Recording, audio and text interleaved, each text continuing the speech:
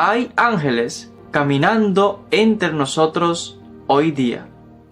En el texto bíblico encontramos muchas instancias de esto. Y les voy a citar, como les decía, 3 casos de los 3 textos más importantes en el caso del judaísmo, el cristianismo y del islam, donde ángeles se materializaron en la tierra e interactuaron con siervos y profetas de Dios.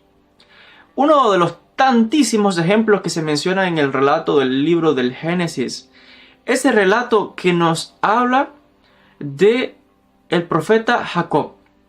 El profeta Jacob se nos narra en el capítulo 32 del libro del Génesis un encuentro que tiene con un ser misterioso, con un hombre, lo llama el relato, pero luego dice incluso que era Dios mismo, porque el relato está diciendo que hay una lucha. La lucha de Jacob con este ángel, con el ángel de Dios, que luego uno de los profetas posteriores, Oseas, dice que lo identifica como un ángel. Y aquí se narra de este enfrentamiento físico, porque esta entidad espiritual había tomado forma humana y Jacob está luchando como quien lucha con un hombre. Por eso el texto lo identifica como esto, porque es lo que él está viendo. Entonces, recordemos que los ángeles no tienen forma, son incorpóreos, no son físicos. Por tanto, este ángel había tomado facultades físicas como tal para que Jacob pudiese tocarlo, luchar, forcejear. Y es uno de estos relatos de estos ángeles que se han materializados hasta que al final lo bendice. Encontramos otra indicación de esto en la famosa historia de la destrucción de las ciudades de Sodoma y Gomorra, donde estos 2 ángeles, que ya anteriormente habían venido de hablar y presentarse también con el profeta Abraham, recuerden, aquí esta es otra instancia más, ángeles que se presentaron ante Abraham y su esposa también, narra el relato, que estaban allí, les atendieron, pero estos ángeles también luego se presentan ante Lot. Y cuando se va a destruir la ciudad de Sodoma, los ángeles finalmente tienen que agarrar a Lot y a su familia por la mano y sacarlo fuera de la ciudad.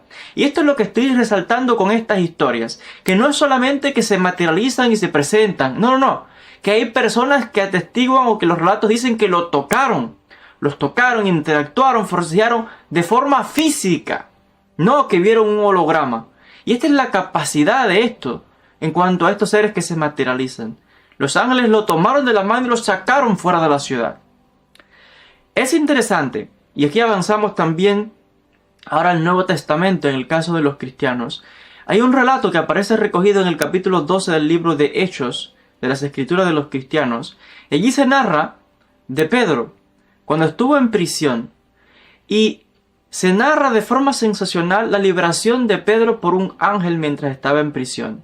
Dice que mientras dormía estaba con grilletes en sus manos, había muchos guardias, bien custodiado, pero él de repente sintió que alguien lo tocó por el costado. Y ahí está el punto, lo tocó y lo despierta. Toque físico nuevamente. Un ser que despierta a Pedro, porque lo tocó, dice el texto. Y dice que cuando eso sucede se le caen las cadenas y luego él dice sígueme. Y pasan los guardias, nadie se entera y luego desaparece. Cuando salen a la calle, desaparece. Entonces aquí hay un misterio. ¿Este ángel tendría forma física materializado o cómo fue posible que luego se desvaneciese?